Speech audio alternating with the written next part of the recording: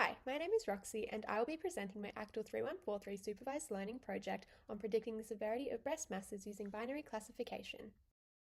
A mammogram is a breast X-ray to screen for breast cancer, with a biopsy surgically confirming the breast cancer diagnosis.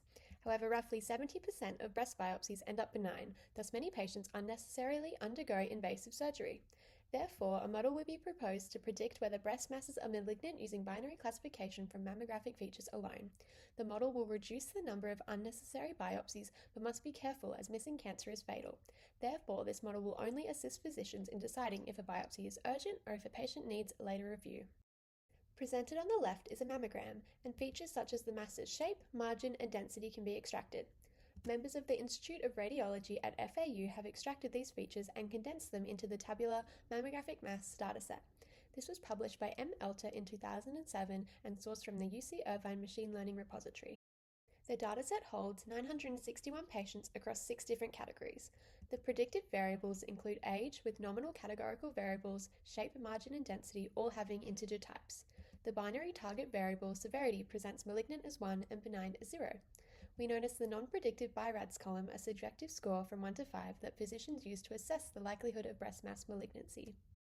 Figure 1 shows that the prevalence of benign and malignant cases in the dataset is roughly uniform. However, Figure 2 suggests that physicians are prone to assessing BI-RADS scores of 4, indicating suspicious, and 5, indicating highly suggestive of malignancy.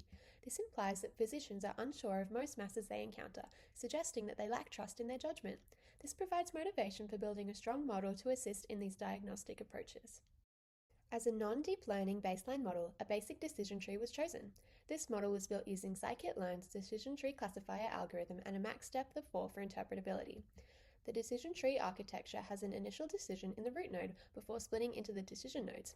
They further split into leaf nodes to end a branch, or more decision nodes to continue a branch.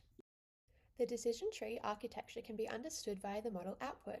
We can follow the root node to the left, indicating a margin less than 1.5, then following the decision node to the right, indicating that when the shape is above 3.5, we arrive at a malignant result.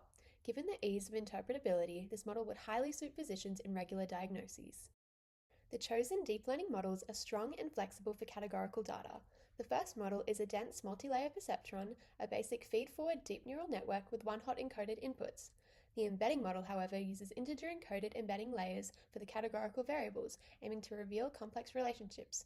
We notice the similarity of the architecture steps across the models, with the sole difference being the embedding layers. Thus, this comparison will uncover whether embedding layers make a difference in model performance. Hyperparameter tuning was performed to optimize the parameters for each of the deep learning models, and the final parameters are presented here. The dense MLP's architecture starts with an input of 17 neurons due to prior one-hot encoding. These feed into a hidden layer of 48 neurons using TAN activation and a tuned dropout rate of 30% to limit overfitting. These then feed into the single neuron output layer using the sigmoid activation function. The Atom optimizer was employed and a binary cross entropy was chosen, suiting the binary nature of the task. This is a feed-forward neural network as displayed from left to right. However, backpropagation with stochastic gradient descent is also present so that the model continues to learn. The embedding model splits the numerical and categorical features. The categoricals become entity-embedded using the tuned dimensions displayed on screen. These 14 embeddings reunite with the age neuron in a condensed input of 15 neurons. The input feeds into a hidden layer of 112 neurons with TAN activation and 10% dropout. These feed into the output using sigmoid activation, predicting the severity. Binary cross-entropy and the Atom optimizer were again used. Feed forward begins as the inputs are transformed, but it's mainly between the condensed input and the output, as highlighted. Backpropagation occurs right into the embeddings via end-to-end training, learning from the embeddings. We want a model that minimizes false positives to reduce unnecessary biopsies, but also false negatives to minimize the amount of cancer that's undiagnosed. These areas can be seen within the unique confusion matrices below. Previously, all patients received biopsies, but now only the patients falling into the false positive and true positive range will urgently get biopsies. The remaining patients will be reviewed in the future to monitor their conditions. When comparing the models, we see very similar results. The decision tree and dense MLP produced the highest accuracy, whereas the tree dominated the F1 score and false negative rate, and the dense MLP led the AUC and the false positive rate. Notably, the dense MLP also reduced the number of biopsies the most, deeming it as the best model overall. We wanted to see whether embedding layers made a difference, and given the similar results between the two deep learning models and the suboptimal embedding metrics, we can conclude that the embeddings did not increase model performance.